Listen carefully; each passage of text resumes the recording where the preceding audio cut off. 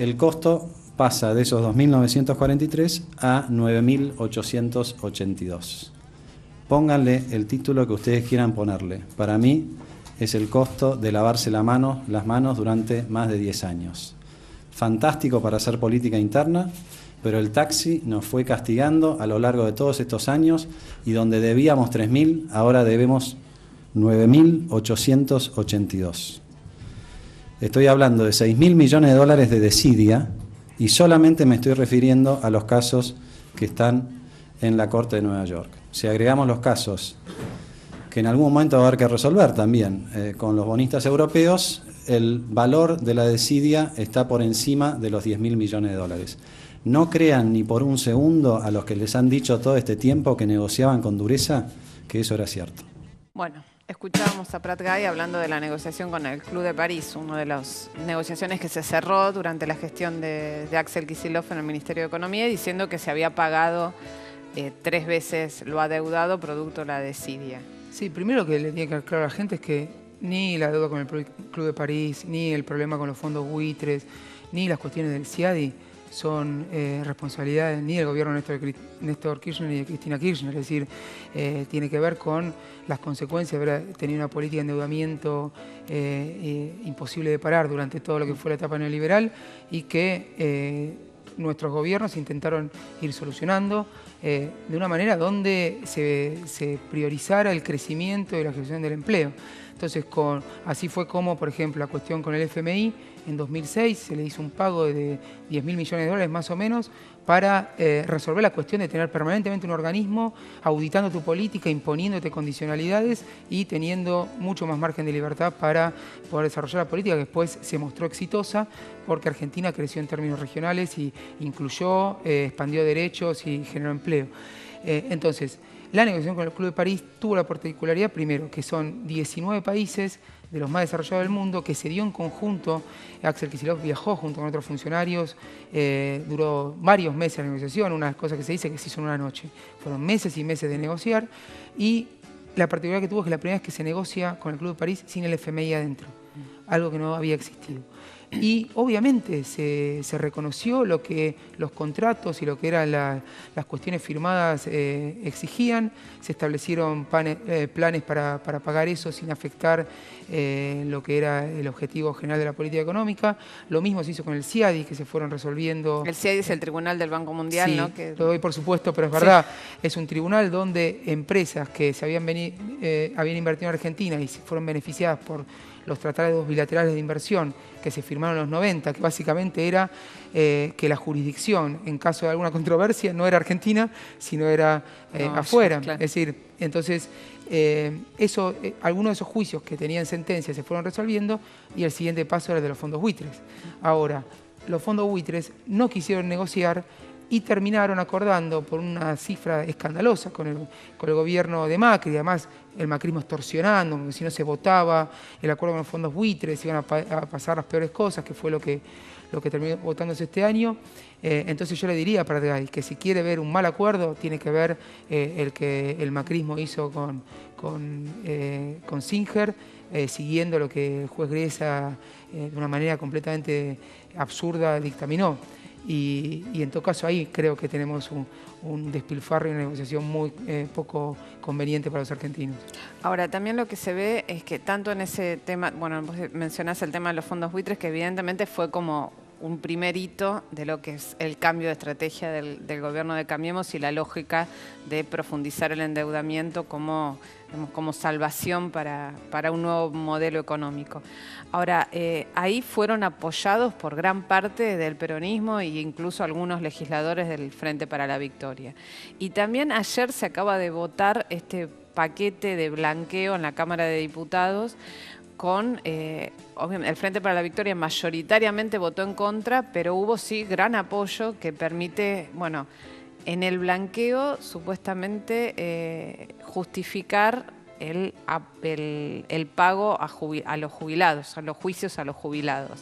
pero al mismo tiempo permite que el Estado venda las acciones que tenían las grandes empresas, productos de lo que había sido en su momento la estatización de las AFJP, del sistema jubilatorio. Ahora, esto también, digamos, obtienen un apoyo legislativo que les permite avanzar en esto. Dos preguntas. ¿Cómo ves ese juego político que le permite a Cambiemos, a pesar de la minoría legislativa, gobernar con mayoría legislativa? Y al mismo tiempo, ¿qué repercusión tiene este blanqueo tanto para lo que es la transparencia en el país, es decir, para la lucha contra la corrupción, y por otro lado, qué impacto en el sistema jubilatorio? Bueno, sí, es una tesis, te estoy pidiendo exactamente, una tesis de doctorado en 5 minutos de un programa, pero exacto. Vamos a tratar, te voy a dar dos cosas que estoy viendo respecto a la lógica del macrismo en el Congreso. En primer lugar, viene con proyectos invotables inicialmente, es decir, con cosas que son imposibles, como cuando trajeron el proyecto de fondos buitres tenía artículos que eran directamente ridículos. Entonces entra en una negociación donde aparece diciendo estoy dispuesto a sacar cosas claro, como en ahora nombre del republicanismo, claro. Lo mismo con la ley que se aprobó ayer. Entonces, ¿quiénes entran en el juego? El masismo, el Frente Renovador, que hace algunos retoques cosméticos y algunos sectores, obviamente, del peronismo, en el marco también de una situación financiera de las provincias muy complicada y históricamente las provincias siempre dependieron mucho de las transferencias del gobierno nacional. Entonces, el macrismo se sienta con los gobernadores, se sienta con los representantes de las provincias y casi que con una extorsión dice o votan esto o no hay transferencias. Entonces hay mucho en juego y todo termina pareciéndose un juego del republicanismo, donde diferentes bloques, diferentes representantes de partidos políticos votan una medida que ya viene desde un momento planteada de una manera realmente invotable, como decía, pero que termina saliendo casi igual como la trajeron, pero por ejemplo, el tema de los fondos buitres. Supuestamente el masismo, el Frente Renovador, incorporó una cláusula para que se le ponga un límite al endeudamiento. Era una cláusula que no tenía ningún efecto, que de hecho el endeudamiento fue por 16.500 millones de dólares, cuando a Singer se le pagaron 9.100 y 1.200 fueron para los bonos que los habían podido pagar por la imposibilidad de hacerlo a partir del fallo de Griesa, y el resto no se sabe, pero se pudo endeudar por mucho más de lo que supuestamente era el objetivo. Claro. Y el masismo fue parte de esa estrategia. Ahora viene con el argumento de justicia para los jubilados. Y aparece un proyecto con reforma impositiva, blanqueo, formalización a través de una ley de transferencias a provincias que retenía el Estado Nacional desde los 90, toda una bolsa mezclada, posibilidad de liquidar el Fondo de Garantía de Sustentabilidad, que es el fondo del ANSES, para justamente garantizar que el sistema previsional no tenga problemas para hacer frente a los pagos. Entonces viene todo este combo, con cosas que, por ejemplo, no estaban incluidos funcionarios del Poder Legislativo y del Poder Judicial en el blanqueo. Entonces viene los representantes del pueblo del masismo. No, pongámoslo también a los legisladores. Bueno, está bien, somos republicanos, dice Cambiemos, lo incluimos. Y cuando nosotros preguntamos, ¿y qué pasa con los familiares? O da lo mismo tener un patrimonio, dárselo a un familiar y que lo blanquee, o esto está pensado para que los familiares, los funcionarios de Cambiemos hagan un borrón y cuenta nueva y limpien su legajo. No, los familiares no entran. Claro, ¿no? Es decir, en este caso, bueno, con la coyuntura que empezamos el programa, la esposa de López supuestamente podría haber blanqueado esa plata que apareció en el convento. Claro. La podría haber blanqueado tranquilamente con esta lógica. Entonces, me parece que... La podría blanquear, aparte de lo que tiene media sanción de ayer. Exactamente. Claro. O sea, tiene que esperar que el Senado claro. la apruebe. Entonces, fíjate ahora cómo se mezcla una extorsión directa con las provincias por lo que es la disponibilidad de fondos para cubrir los baches financieros que tienen las provincias, una estrategia de enmascarar un determinado objetivo con algo noble, ¿no? Supuestamente lo de los fondos buitres era para la lluvia de inversiones que iba a dar empleo a los argentinos. Lo del blanqueo era para que se le pague a los jubilados, los juicios que tienen sentencia firme y los que no también, pero hay que esconde también, y esto se estuvo discutiendo mucho, no quiero extenderme porque tendría que explicar cada punto, pero se esconde una pensión universal a los que no pudieron hacer todos los años de aporte, que es el 80% de la jubilación mínima.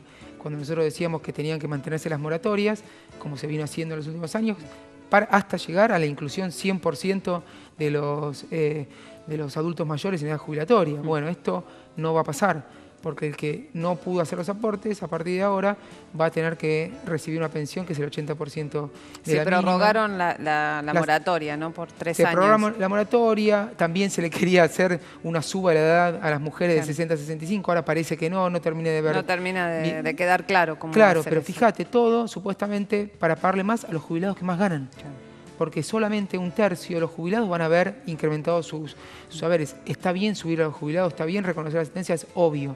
Está mal hacerlo en un marco donde se esconden cosas y donde además esto está demostrado. Ya hay diferentes estudios que dicen que con los pasivos que asume el Estado, en 5 años tiene que liquidar el Fondo de Garantía de Sustentabilidad, que nuestra lectura es que es el objetivo.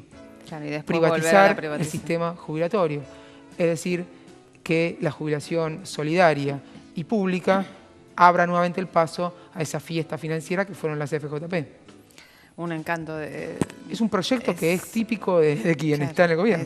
Claro, pero es realmente gravísimo, ¿no? Es muy grave. Ahora, ustedes también habían propuesto en su momento un blanqueo. Sí. Y el blanqueo siempre es una medida antipática porque a priori es injusta, ¿no? Porque aquellos que pagaron se ven perjudicados con aquellos que evadieron, que tienen la posibilidad de blanquear. Ahora, ¿qué diferencias encontrás entre ese blanqueo que ustedes plantearon y este blanqueo que ahora propone y que tiene media sanción de Cambiemos? Muchísimas, pero te voy a mencionar un par. En primer lugar, el blanqueo que nosotros implementamos tiene como objetivo que, obviamente hay diferentes situaciones del que tiene la plata afuera, digamos, o sea, entonces, entendiendo la situación y sabiendo que es una medida antipática, que esa plata que se blanquee se utilice para fines que impulsen el desarrollo, que impulsen la producción. Entonces, vos te acordás que el blanqueo iba contra los EDIN, claro, ¿no? Que eran para desarrollar proyectos inmobiliarios, para reactivar el mercado de la construcción, y obligaba al tipo que blanqueaba a entrar los dólares al país. Claro. Este blanqueo no obliga a entrar los dólares. De hecho, estoy escuchando a algunos camioneros que no quieren que entre porque eso llevaría a una apreciación mayor del tipo de cambio.